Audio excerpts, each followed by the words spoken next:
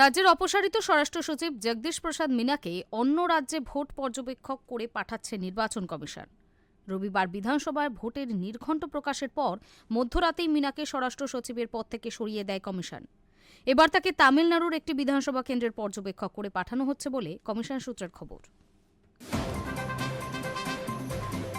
রাজ্যের অপসারিত স্বরাষ্ট্র সচিব জগদীশ প্রসাদ মিনাকে অন্য রাজ্যে ভোট পর্যবেক্ষক করে পাঠাচ্ছে নির্বাচন কমিশন। কমিশনের একটি সূত্র মারফত জানা গিয়েছে, তাকে তামিলনাড়ুর একটি বিধানসভা কেন্দ্রের পর্যবেক্ষক করে পাঠানো হচ্ছে।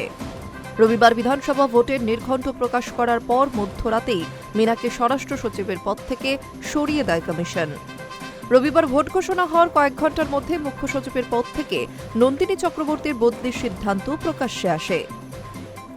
স্বরাষ্ট্র সচিবের দায়িত্ব থেকেও সরিয়ে দেওয়া হয় মিনাকে। নন্দিনীকে সরিয়ে রাজ্যের মুখ্য সচিব পদে দুষ্মন্ত নারিওয়ালাকে নিয়ে এসেছে নির্বাচন কমিশন। নতুন স্বরাষ্ট্র সচিব করা হচ্ছে সংঘমিত্রা ঘোষকে। ইতিমধ্যেই প্রশাসনিক রদবদলের এই সিদ্ধান্তকে নির্বাচন কমিশনের মধ্যরাতে গুপ্ততাণ্ডব বলে কটাক্ষ করেছেন মুখ্যমন্ত্রী মমতা বন্দ্যোপাধ্যায়। ভোট ঘোষণার রাতেই এই সিদ্ধান্ত সম্পর্কে কমিশনের উদ্দেশ্যে মুখ্যমন্ত্রীর প্রশ্ন। রাত 12:30টায় ঘাড় ধাক্কা দিয়ে সরিয়ে দেওয়া হলো, এটা মগের মুলুক? সোমবার পুলিশের শীর্ষ পদেও বদল করে কমিশন।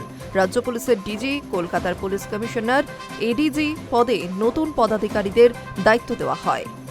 কমিশনের এই পদক্ষেপের বিরুদ্ধে তীব্র আপত্তি জানিয়ে সোমবারই মুখ্য নির্বাচন কমিশনার জ্ঞানেশ কুমারকে চিঠি দিয়েছেন মুখ্যমন্ত্রী। পুলিশ প্রশাসনের আধিকারিকদের বদলি প্রসঙ্গে সোমবার শুভেন্দু অধিকারীকে প্রশ্ন করা হলে রাজ্যের বিরোধী দলনেতা জানিয়েছেন, ওদের সরালেই শুধু হবে না, ওদেরকে অন্য রাজ্যে পাঠাতে হবে। ঘটনাচক্রে তার পরের দিনে রাজ্যের অপসারিত স্বরাষ্ট্র সচিবকে ভিন রাজ্যে পর্যবেক্ষক করে পাঠানোর কথা জানা গেল। প্রসঙ্গত, অন্য রাজ্যের ভোট পর্যবেক্ষক হিসেবে নিয়োগের জন্য গত ফেব্রুয়ারি মাসে রাজ্যের 15 জন IAS এবং 10 জন IPS আধিকারিককে দিল্লিতে প্রশিক্ষণ দিয়েছিল নির্বাচন কমিশন। ওই 25 জনের তালিকায় ছিলেন মিনাও। প্রশিক্ষণের জন্য অন্য আধিকারিকদের নাম পাঠিয়েছিল নবান্ন, কিন্তু রাজ্যের বিকল্প নামের প্রস্তাব খারিজ করে দেয় কমিশন। সেই হিসেবে মিনাকে অন্য রাজ্যে পর্যবেক্ষক করে পাঠানোর সিদ্ধান্ত আগেই নিয়ে ফেলেছিল কমিশন। ওই 25 জনের তালিকায় অবশ্য রাজ্যের অপসারিত মুখ্য সচিব নন্দিনীর নাম ছিল না।